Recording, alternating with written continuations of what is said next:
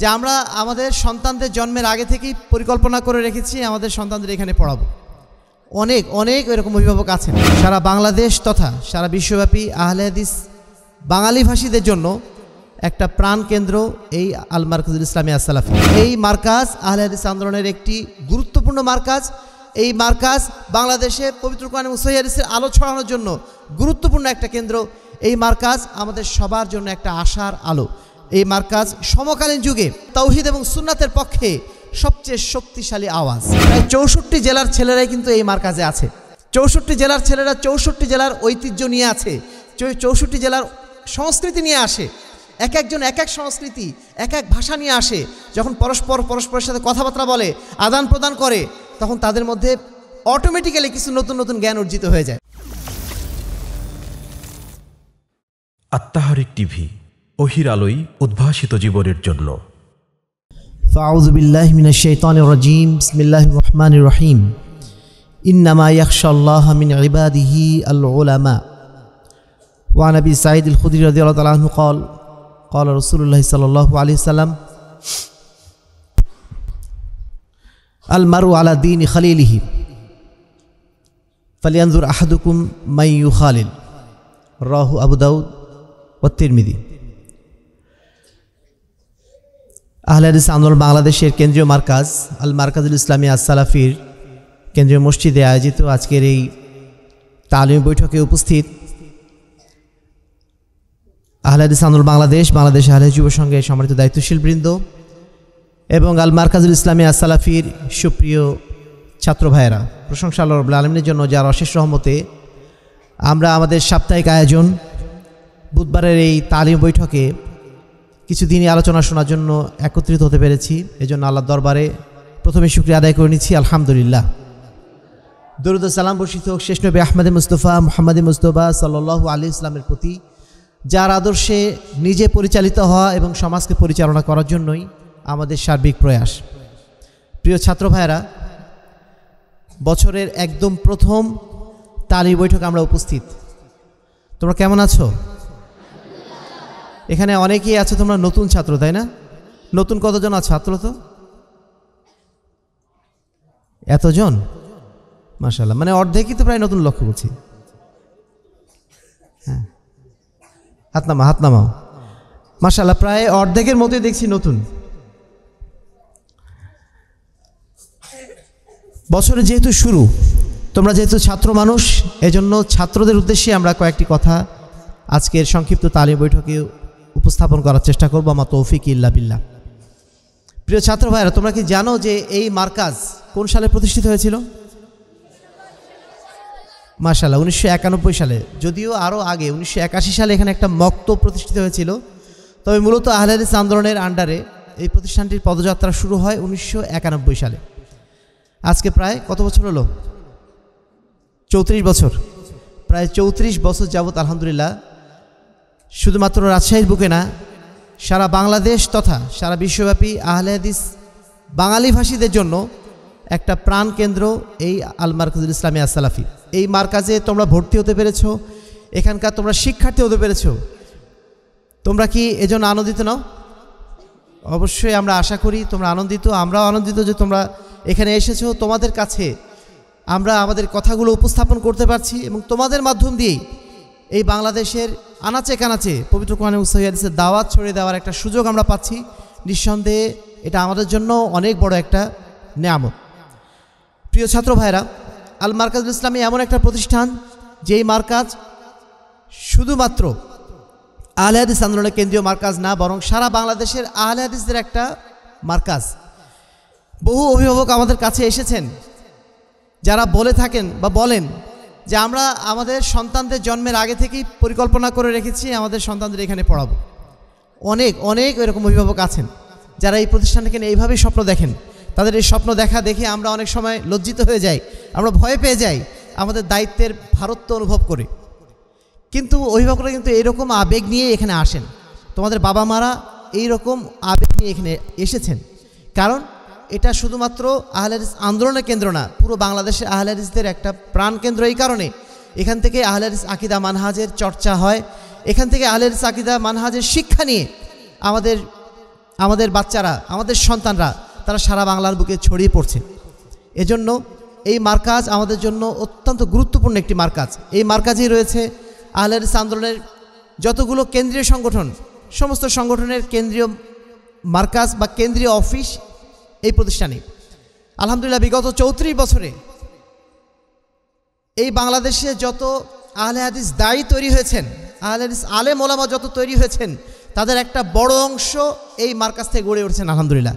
এখন যারা দায়ী হিসাবে কাজ করছেন সারা বাংলাদেশে, তারা একাডেমিক্যালি অথবা সাংগঠনিকভাবে এই মারকাজের সাথে কোনো না কোনোভাবে আলহামদুলিল্লাহ যুক্ত ছিলেন। সেই জায়গা থেকে নিঃসন্দেহে এই মারকাজ আহলে হাদিস আন্দোলনের একটি গুরুত্বপূর্ণ মারকাজ। এই মারকাজ বাংলাদেশে পবিত্র কোরআন এবং সহিহ হাদিসের আলো ছড়ানোর জন্য গুরুত্বপূর্ণ একটা কেন্দ্র। এই মারকাজ আমাদের সবার জন্য একটা আশার আলো। এই মারকাজ সমকালীন যুগে তাওহীদ এবং সুন্নাতের পক্ষে সবচেয়ে শক্তিশালী আওয়াজ। সম্মানিত উপস্থিতি, প্রিয় ছাত্র ভাইরা, তোমাদের উদ্দেশ্যে আমরা আজকের আলোচনায় কয়েকটি বিষয় উল্লেখ করতে চাইব। সেটাকে আমরা এইভাবে সাজাতে পারি, আমরা তোমাদেরকে 5টা হামজা শেখাতে চাই আজকে। কয়টা? 5টা হামজা। আমি এটা এভাবে উল্লেখ করছি এই কারণে যেন তোমাদের মনে থাকে, এই জন্য বিষয়টা উল্লেখ করা। প্রথম হামজা হচ্ছে আল ইখলাস। আল ইখলাস, তোমরা জিনিসটা মনে রাখবে। তোমরা যারা এখানে এসেছো তাদের একটা নির্দিষ্ট উদ্দেশ্য আছে, তাই না? কি জন্য এসেছো তোমরা? পড়াশোনা শেখার জন্য। পড়াশোনা শিখে কি করবা? সমাজ সংস্কার করবো। অনেকগুলো বিষয় আছে এখানে, তবে সবচেয়ে গুরুত্বপূর্ণ যেটা বিষয় সেটা হচ্ছে আল ইখলাস। আমি এখানে পড়াশোনা শিখতে এসেছি শুধুমাত্র আল্লাহর সন্তুষ্টির উদ্দেশ্যে, আল্লাহর দাসত্ব করার জন্য, আল্লাহর সন্তুষ্টির উদ্দেশ্যে আমি এখানে এসেছি। এই উদ্দেশ্যটা সবার আগে রাখতে হবে। শুধুমাত্র এখানে না, একজন মুসলমানের প্রতিটা কাজই হবে কার উদ্দেশ্যে? যেই কাজই আমরা করি না কেন, পড়ালেখা করি, খাওয়া দাওয়া করি, সালাত আদায় করি, যেই কাজই করি না কেন, আমার উদ্দেশ্যটা কি হবে? শুধুমাত্র আল্লাহকে সন্তুষ্ট করা।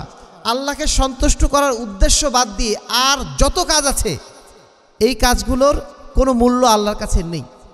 আল্লাহর কাছে মূল্য আছে কোন কাজের?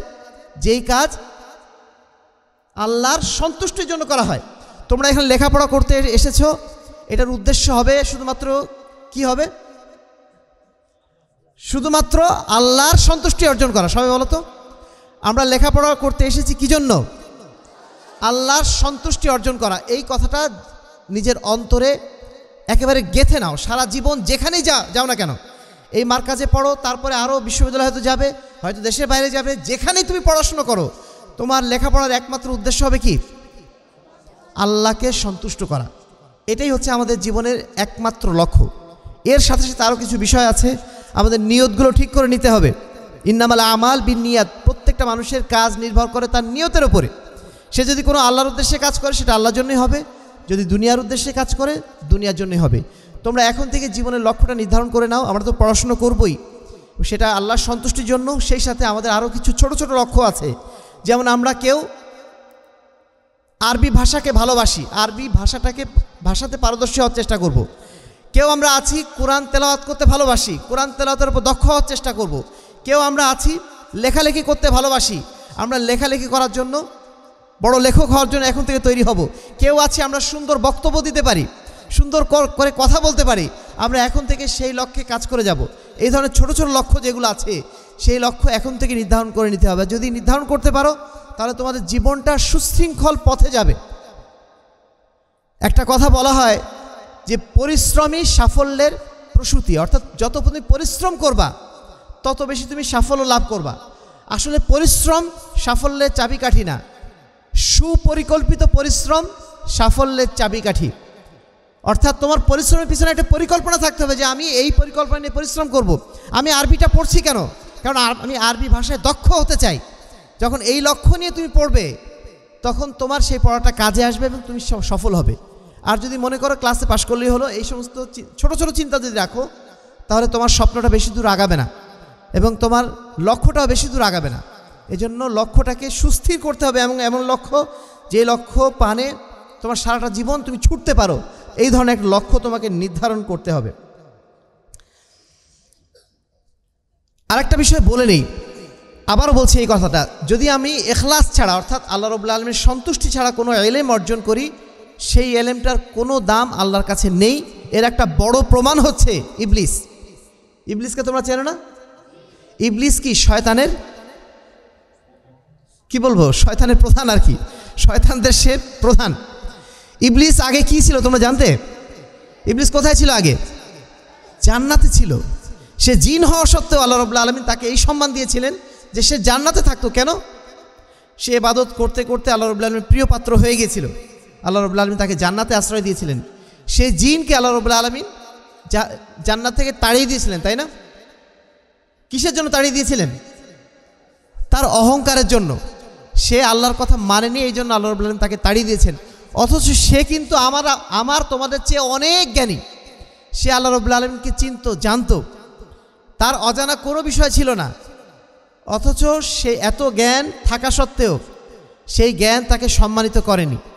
সেই জ্ঞান তাকে জান্নাত থেকে বিতাড়িত করেছে। কারণ সে তার জ্ঞান দিয়ে অহংকার করেছিল, সে তার জ্ঞান দিয়ে আল্লাহর নির্দেশকে অমান্য করেছিল।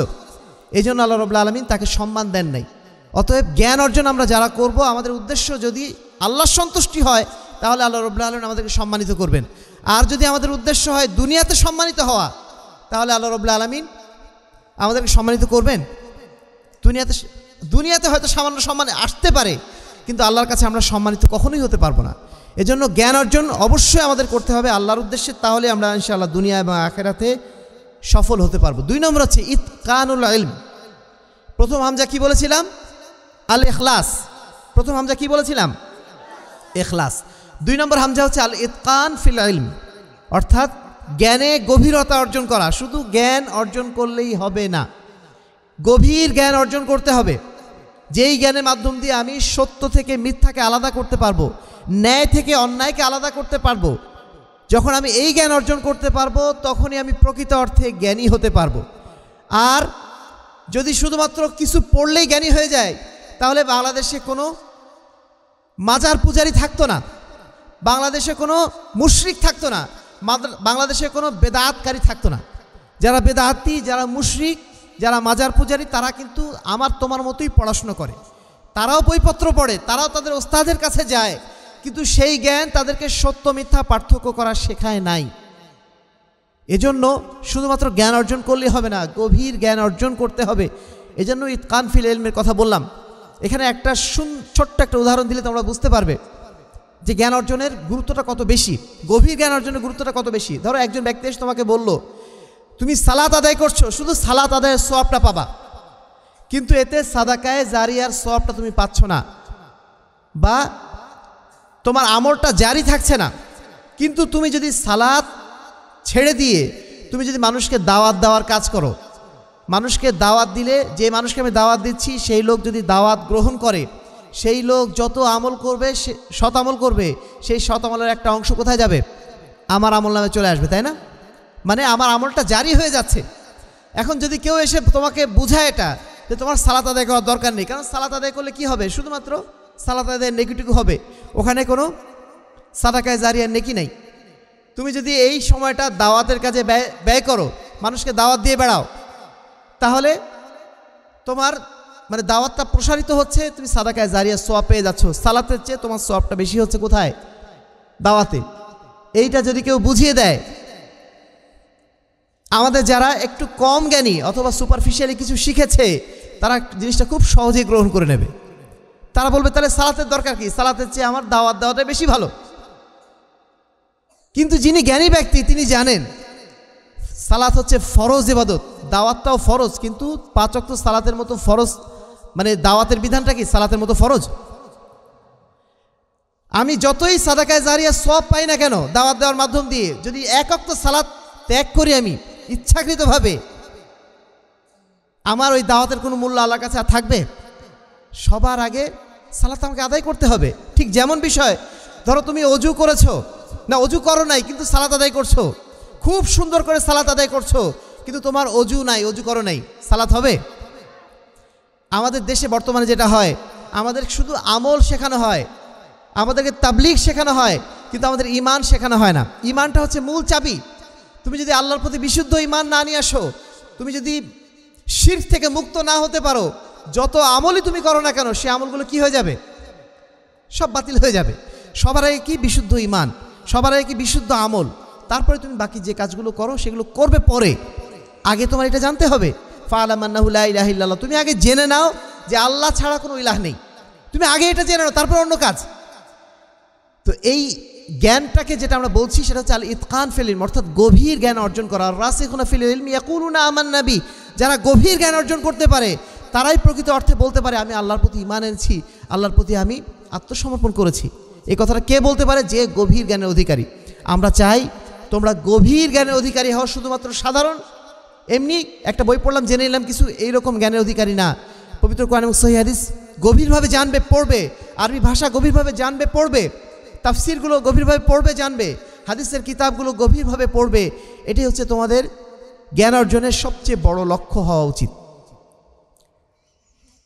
3 নম্বর যেটা বিষয় সেটা হচ্ছে আল ইস্তিকামাত। জ্ঞান শুধুমাত্র অর্জন করলেই হয় না, জ্ঞান অর্জনকে ধরে রাখার জন্য নিয়মিত অধ্যবসায় দরকার, নিয়মিত প্রচেষ্টা দরকার। নাহলে তুমি যেটা শিখেছো 2 দিন পরে ভুলে যাবে। আফাতুল ইলম আর নিসিয়ান, জ্ঞানের বিপদ হলো ভুলে যাওয়া। তুমি যতই শিখবা ততই ভুলে যাবা যদি তুমি ওই চর্চাটা অব্যাহত না রাখো। এজন্য জ্ঞান অর্জন করার সাথে সাথে অধিক হারে চর্চা করতে হবে, অধ্যবসায় করতে হবে যে কোনো মূল্যে। মানে কি বলবো, জ্ঞান যেটা অর্জন করেছি সেটা তো ধরে রাখতেই হবে, আরও বেশি আরও বেশি আরও বেশি শেখার চেষ্টা করতে হবে। জ্ঞানের কোনো সীমানা নেই। সমুদ্রের যেমন কোনো সীমানা থাকে না, ঠিক তেমনই জ্ঞান অর্জনের কোনো সীমানা নেই।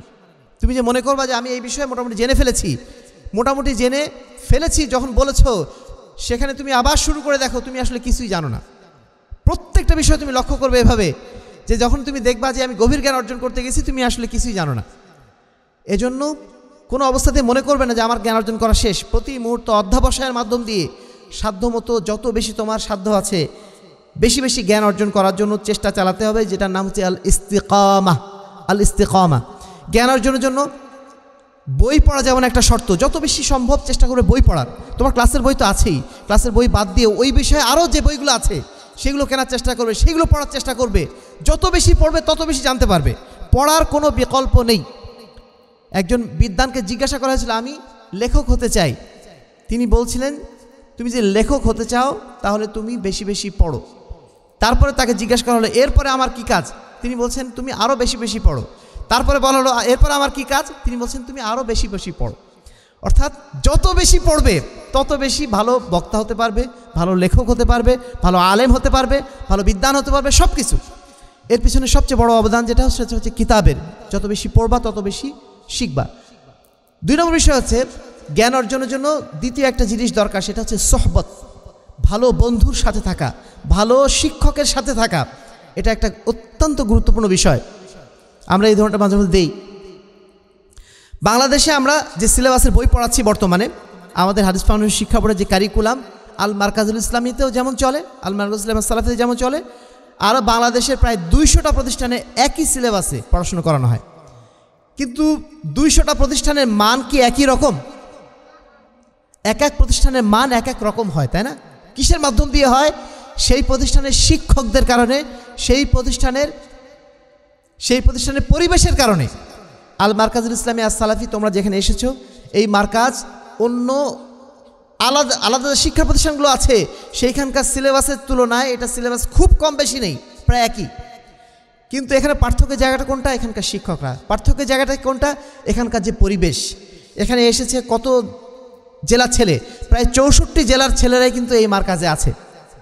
64 জেলার ছেলেরা 64 জেলার ঐতিহ্য নিয়ে আছে, 64 জেলার সংস্কৃতি নিয়ে আসে।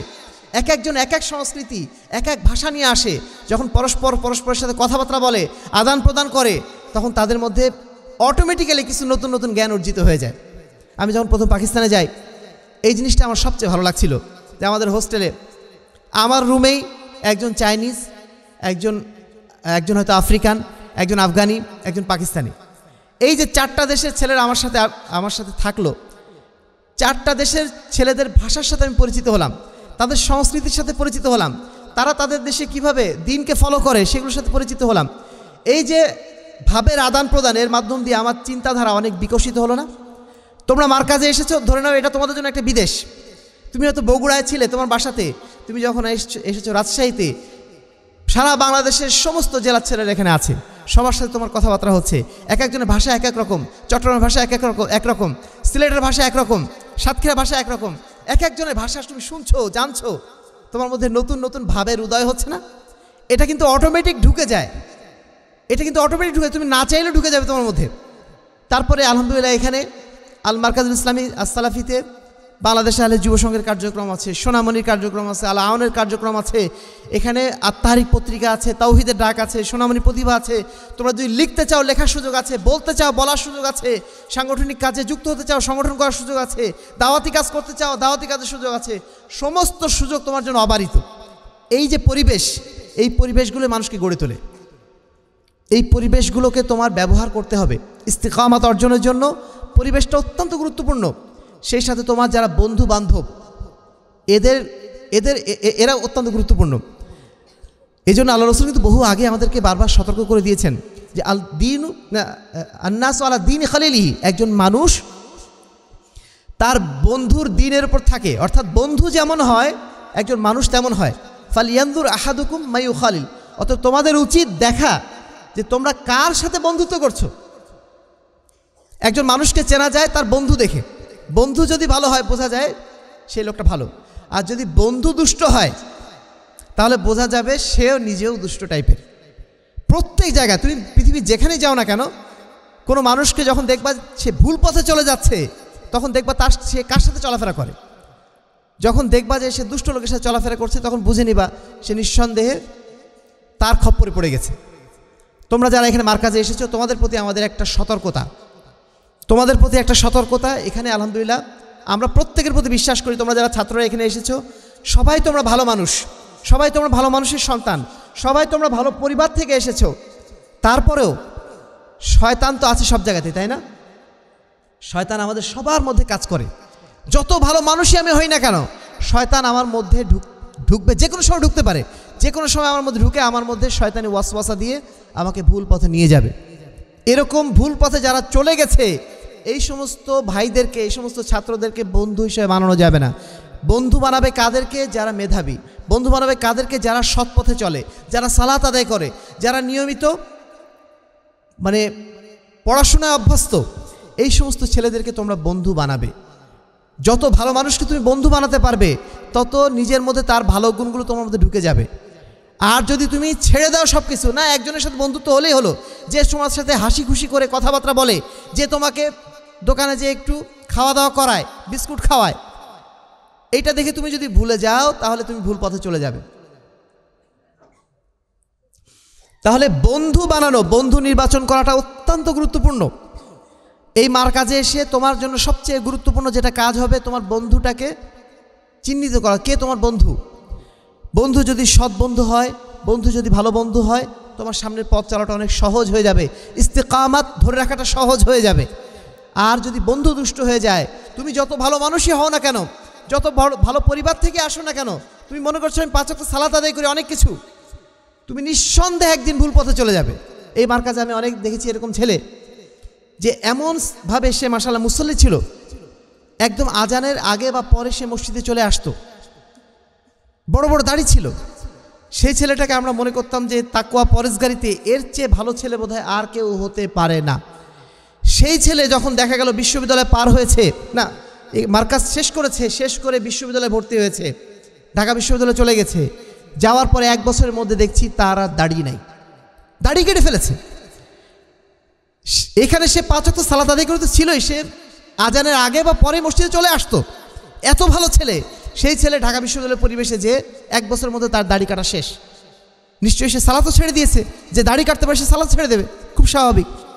পরিবেশ মানুষকে কোন দিকে নিয়ে যায়, এজন্য কখনোই মনে করবে না যে আমি নিরাপদ, আমার বাবা অনেক ভালো মানুষ, আমি 5 ওয়াক্ত সালাত আদায়কারী, এটা মনে করে নিজেকে নিরাপদ মনে করবে না। শয়তান সব সময় বসে আছে কিভাবে পথভ্রষ্ট করবে তোমাকে কিভাবে ভুল পথে নিয়ে যাবে, তোমাকে কিভাবে অন্যায় পথে নিয়ে যাবে।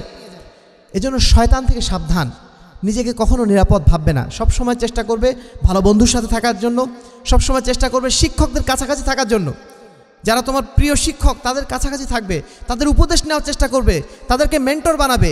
যারা এখানে সংগঠনের দায়িত্বশীল আছেন তাদের আশপাশে থাকবে, তাদের কাছে শেখার চেষ্টা করবে তারা কিভাবে সংগঠন করে, কিভাবে দাওয়াতি কাজ করছে, কিভাবে লেখালেখি করে। যারা ভালো লেখে তাদের আশপাশে যাবে, কিভাবে ভালো করে লিখছে সে, এগুলো দেখার চেষ্টা করবে, নিজেরা লেখার চেষ্টা করবে, বলার চেষ্টা করবে। তাহলেই দেখবে তোমার এই ইস্তেকামাত ধরে রাখতে পারবে। 3 নম্বর হচ্ছে আল ইহতিমাম বিল ওয়াক্ত, সময়কে গুরুত্ব দেওয়া। সময়কে গুরুত্ব দেওয়া, সময়টা হচ্ছে মানুষের জীবনে এমন একটা জিনিস যে জিনিস দাম দিয়ে কেনা যায় না। সময় হচ্ছে এমন একটা জিনিস, পৃথিবীতে মানুষকে সম্পদ দেওয়া হয়েছে কাউকে কম কাউকে বেশি। পৃথিবীতে কারোর স্বাস্থ্য বেশি থাকতে পারে, কারোর স্বাস্থ্য কম থাকতে পারে। তোমাদের মধ্যে যারা এখানে আছো কারোর স্বাস্থ্য অনেক বেশি, কারোর স্বাস্থ্য অনেক কম, কেউ মেধায় বেশি কেউ মেধায় কম, এক একজনের স্তরভেদ থাকে। কিন্তু কারোর সময় কি কম বেশি করা আছে? তোমাকেও যেমন 24 ঘন্টা দেওয়া হয়েছে, সবচেয়ে ছোট বাচ্চাটাকেও 24 ঘন্টা দেওয়া হয়েছে। যেই ছেলেটা সবচেয়ে মেধাবী সেও 24 ঘন্টা পেয়েছে, যেই ছেলেটার কোনো মেধা নেই সেও 24 ঘন্টা পেয়েছে। সময় সবাইকে একই রকম দেওয়া হয়েছে। এই সময়টাকে যে যত বেশি ভালোভাবে কাজে লাগাতে পারবে সে তত বেশি দুনিয়া এবং আখিরাতে সফল। আল্লাহ রাসূল বলছেন, নি'মাতানি মাগবুনুন ফিহা কাসীরুম মিনান নাস আস-সিহহাতু ওয়াল ফারাগ। 2টা নিয়ামত আল্লাহ রাব্বুল আলামিন মানুষকে দিয়ে রেখেছেন, কিন্তু এই 2টো নিয়ামত সম্পর্কে মানুষ গাফেল। একটা হচ্ছে আস-সিহহা, মানুষের সুস্বাস্থ্য, আর 2 নম্বর হচ্ছে আল ফারাগ, মানুষের অবসর সময়। এই 2টো জিনিস মানুষ সবচেয়ে বেশি অপচয় করে। পরীক্ষা শেষ হয়ে গেছে, 5 দিন সময় আছে, এই সময়টা কিভাবে নষ্ট করা যায় সেই জন্য আমাদের সবার প্ল্যান থাকে, তাই না?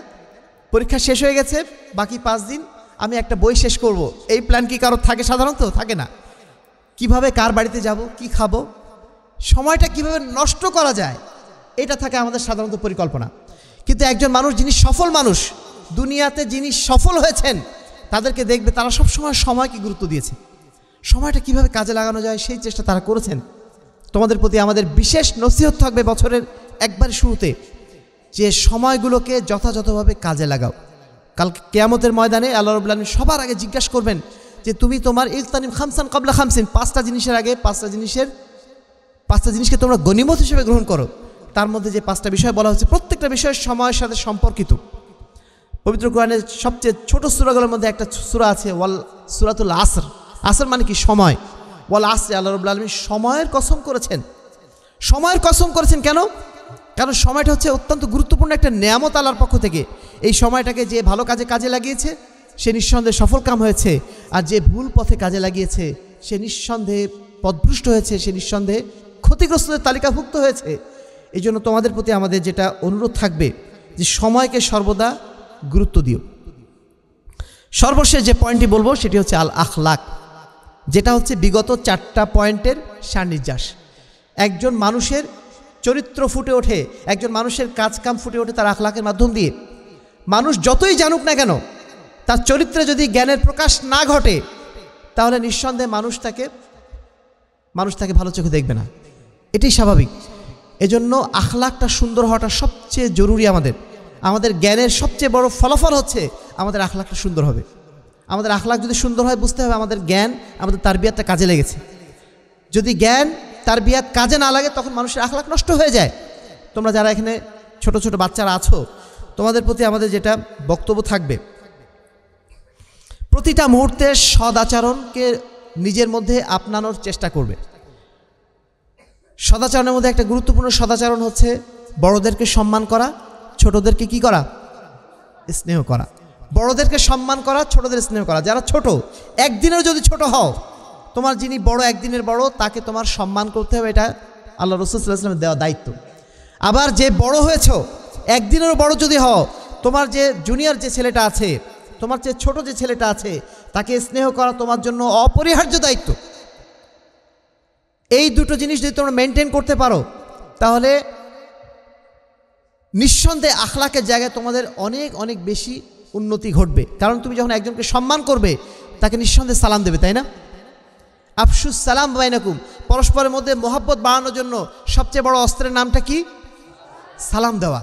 যে যত বেশি সালাম দেবে সে তত বেশি মানুষের মহব্বত কুড়াবে, তার সাথে মানুষের সম্পর্ক তত বেশি সুন্দর হবে, সে তত বেশি চরিত্রের দিক দিয়ে সে অগ্রগামী থাকবে।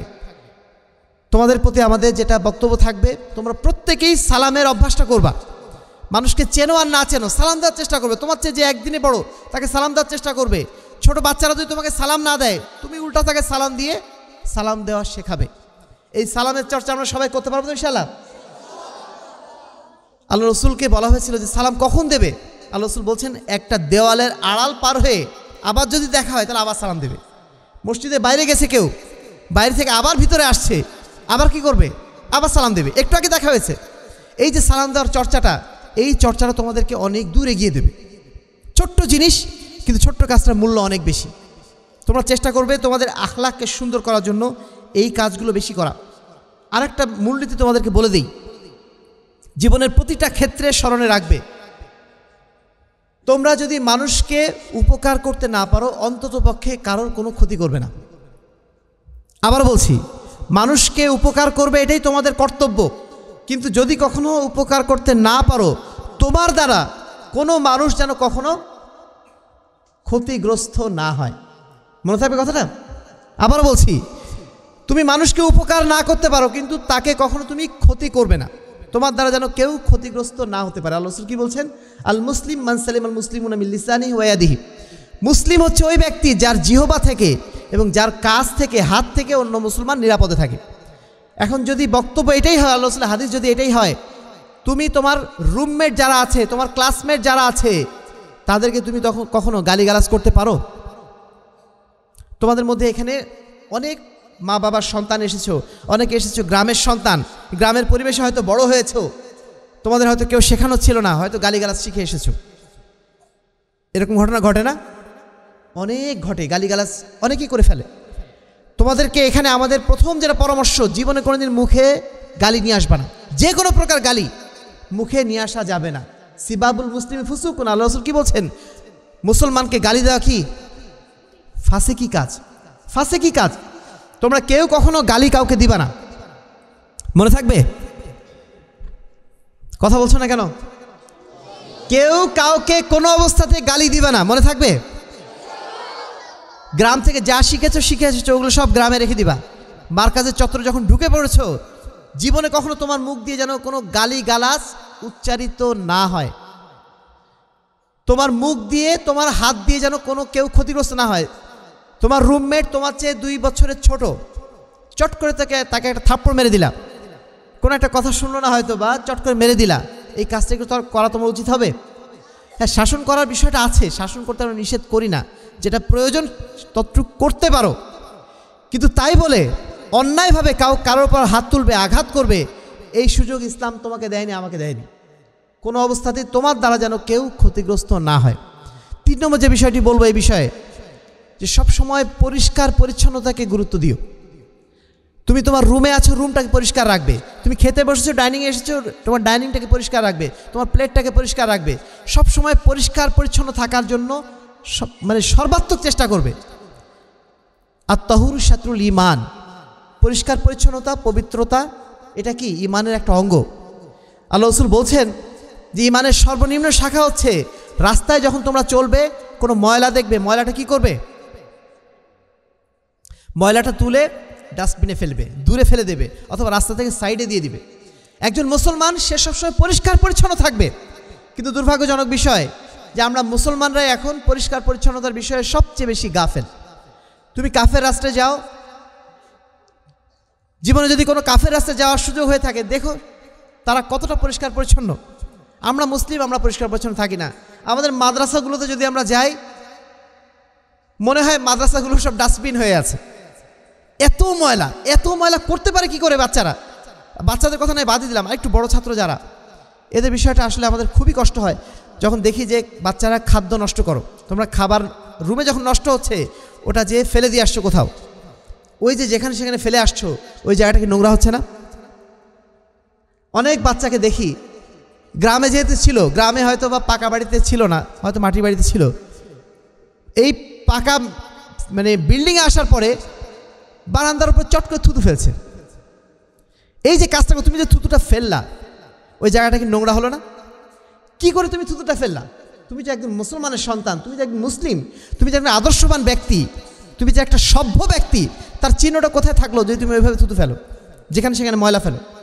তোমাদের প্রতি আমাদের বিশেষভাবে অনুরোধ থাকবে, সবাই সবার জায়গা থেকে সর্বোচ্চ পরিষ্কার পরিচ্ছন্ন থাকবে। তুমি যে বেডে আছো সেই বেডটা সবসময় পরিষ্কার রাখবে।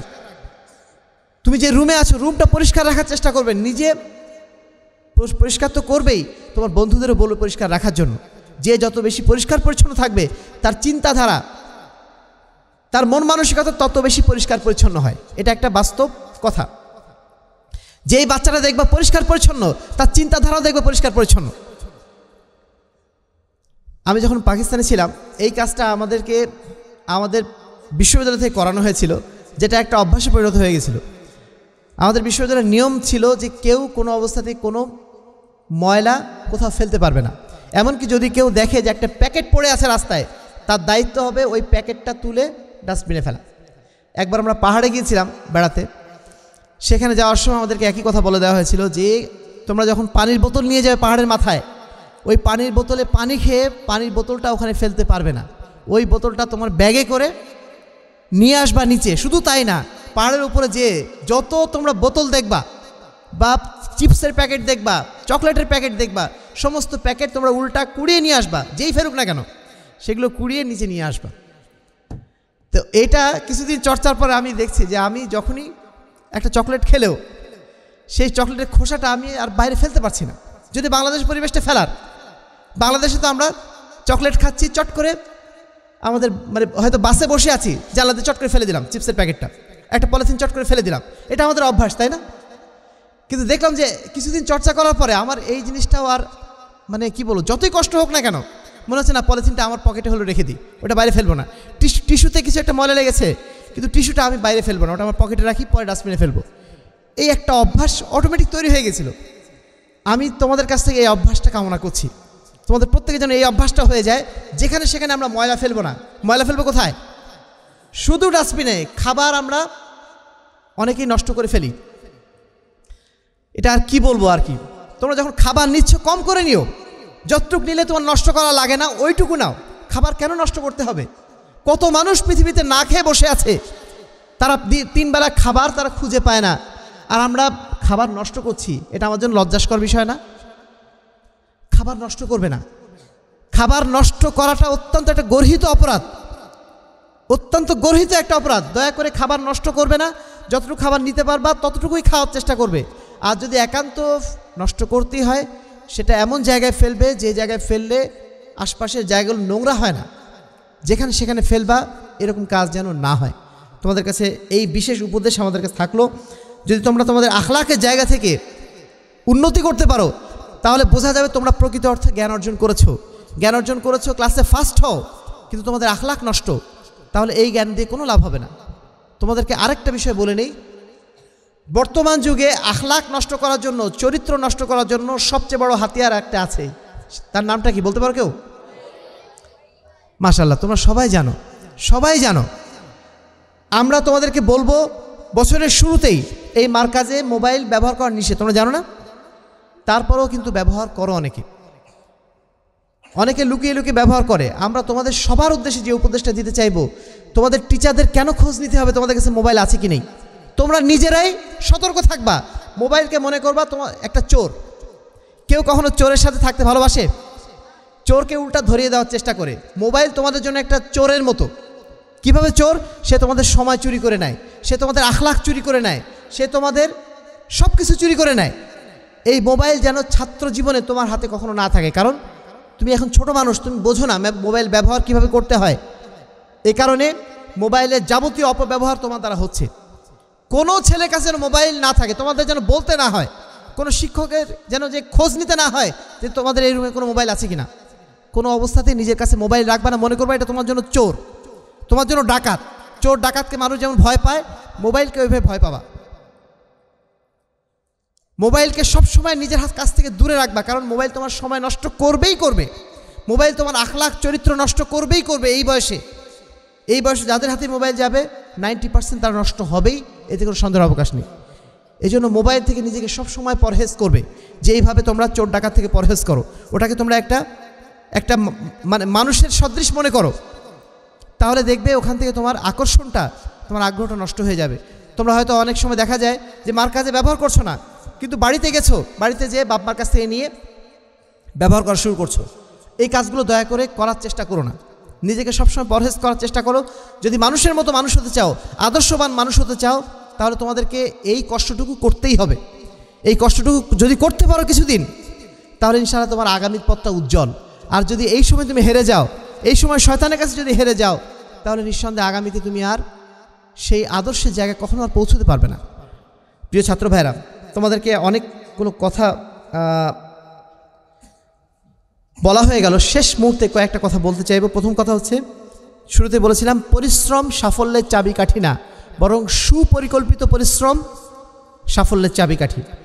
2 নম্বর, কোনো প্রতিষ্ঠান কাউকে সফল বানায় না, সফল হতে গেলে নিজেকেই চেষ্টা করতে হয়। প্রতিষ্ঠান হয়তো তোমার পরিবেশ দেবে, শিক্ষক দেবে, কিন্তু সফল হতে গেলে তোমাকে নিজেই চেষ্টা করতে হবে। প্রতিষ্ঠান কখনো কাউকে সফল বানায় না। তুমি বলবা যে আমি আল মারকাজুল ইসলামিয়া সালাফির ছাত্র বলে আমি সফল হয়ে গেলাম, মোটেও না। তুমি যদি হার্ভার্ড ইউনিভার্সিটির ছাত্র হও, তুমি যদি অক্সফোর্ডের ছাত্র হও, মদিনা বিশ্ববিদ্যালয়ের ছাত্র হও, কিন্তু যদি তুমি নিজে পড়াশোনা না করো, নিজে যদি চেষ্টা না করো, কখনো তুমি সফল হতে পারবে না। এজন্য তোমাকে অবশ্যই সাধ্যমতো চেষ্টা করতে হবে। 3 নম্বর, যদি ভালো মানুষ হতে চাও, মানুষের উপকার করার চেষ্টা করো। যদি উপকার করতে না পারো, কোনো অবস্থাতেই কাউকে ক্ষতি করবে না। এইটুকু অন্তত মেনটেন করতে হবে। 4 নম্বর হচ্ছে, আমরা সবসময় নানা ধরনের উপদেশ শুনি মানুষের কাছ থেকে, তাই না? এই মার্কা যখন এসেছো তখন থেকে দেখবা প্রতিদিন নানা উপদেশ শুনছো, প্রতি সপ্তাহে নানা ধরনের আয়োজন হচ্ছে, সেখানে অনেক উপদেশ শুনছো। এই উপদেশগুলো শুধু শুনলেই হবে? শুধু শুনলে হবে না, এগুলো মনে রাখতে হবে। মনে রাখার জন্য যেটা কাজ, তোমাদের একটা ডায়েরির সাথে রাখবা। প্রত্যেকের কাছে যেন ডায়েরি থাকে একটা, সেই ডায়েরিতে তোমাদের এই উপদেশগুলো লিখে রাখার চেষ্টা করবে। মাঝে মধ্যে সেগুলো পড়বে, নিজের মধ্যে সেগুলো চর্চা করার চেষ্টা করবে। তাহলে এই উপদেশগুলো মনে থাকবে, তোমার কাজে লাগবে। আর না হলে এক কান দিয়ে শুনলা আর এক কান দিয়ে বেরিয়ে যাবে। এজন্য তোমার অবশ্যই একটা সাথে সবসময় ডায়েরি রাখবে, ছোট হোক বড় হোক, একটা ডায়েরি রাখবে। ডায়েরি লেখার অভ্যাস যার ছোট থেকে আছে, সে জীবনে কোনো একদিন অবশ্যই সে বড় হবে, এটা নিশ্চিত, এটা একেবারেই পরীক্ষিত। তোমাদের প্রত্যেকে আমি বলবো, তোমাদের প্রত্যেকের সাথে যেন ছোট্ট একটা ডায়েরি থাকে, ছোট হোক বড় হোক, ডায়েরি থাকে। তোমার জীবনে বিভিন্ন সময়ের বিভিন্ন উপদেশগুলো বা বিভিন্ন অনুভূতিগুলো সেখানে লিখে রাখবে, বিভিন্ন গুরুত্বপূর্ণ ঘটনাগুলো লিখে রাখবে। তাহলে দেখবে এগুলো তোমার সারা জীবনে চলার পথে এক একটা মাইলস্টোন হয়ে যাবে।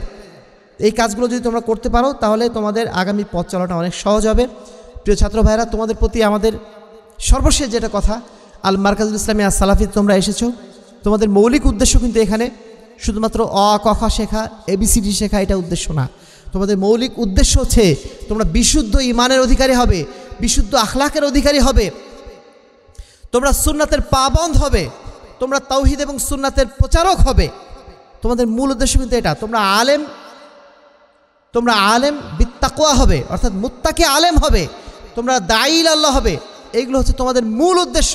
এর সাথে তোমরা বাকি যেগুলো শিখছো এগুলো শিখবেই, কিন্তু তোমাদের মূল উদ্দেশ্য কিন্তু এটা। তোমাদেরকে অবশ্যই আলেমে দ্বীন হতে হবে, তোমাদের অবশ্যই দাঈল আল্লাহ হতে হবে, তোমাদের অবশ্যই আদর্শবান মানুষ হতে হবে। সর্বোপরি তোমাদের প্রত্যেককে আহলে হাদিস আন্দোলনের এক একজন মর্দে মুজাহিদ সৈনিক হতে হবে। তো রাজি আছো তো ইনশাআল্লাহ? তোমাদের প্রত্যেককে আহলে হাদিস আন্দোলনের এক একজন মর্দে মুজাহিদ, এক একজন সৈনিক তোমাদের হতেই হবে।